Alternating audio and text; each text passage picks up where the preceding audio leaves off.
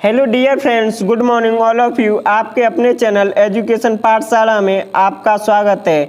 आज हम class 12th के विषय केमिस्ट्री के बारे में टॉपिक अभिक्रिया की कोटि। जब किसी रासायनिक अभिक्रिया में भाग लेने वाले उन पदार्थों के अणुओं की वह संख्या जिनका सांद्रण अभिक्रिया की प्रगति में परिवर्तित होता है, अभिक्रिया की कोटि कहलाती है। उदाहरण के लिए CH3COO2H5 plus NaOH, sign of reaction CH3COONA plus C2H5OH।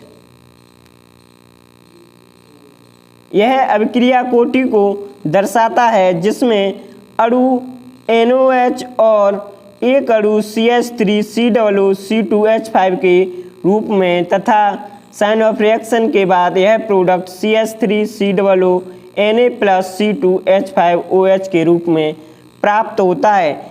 इस अभिक्रिया में दो अभिकारकों के एक एक अणु की सांद्रता प्रभावित हो रही है। जहां दिखाई दे रहा है C2H5 जिसमें Na की सांद्रता प्रभावित होकर CH3COONA के साथ हो जाती है और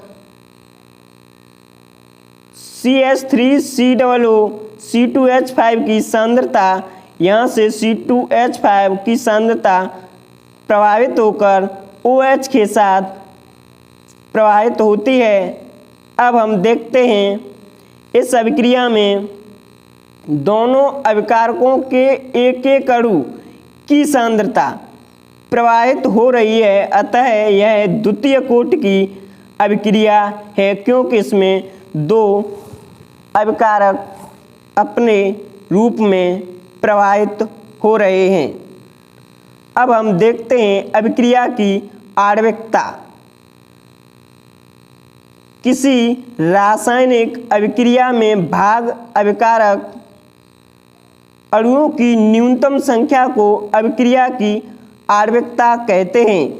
यदि इस आधार पर यदि अभिक्रिया में कोई भाग लेने वाले अणुओं की संख्या 1, 2, 3 आदि हो तो अभिक्रिया एकअणुक, द्विअणुक, त्रिअणुक कहलाती है। उदाहरण के लिए अमोनियम नाइट्रेट को गर्म करने पर होने वाली अभिक्रिया में NH4NO2 का एक अणु भाग लेता है। अतः इसकी आणविकता 1 है क्योंकि यहाँ पर हमें दिखाई दे रहा है NH4NO2 एक अणुक है, इसलिए इसमें भाग लेने वाले अणुओं की संख्या 1 है। इसलिए हम इस अभिक्रिया की आणविकता को 1 के द्वारा दर्शाते हैं।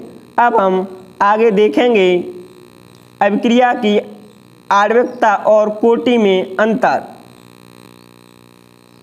फर्स्ट पॉइंट, अभिक्रिया की आणविकता सदैव एक पूर्ण संख्या होती है जबकि अभिक्रिया की कोटि भिन्नात्मक भी हो सकती है।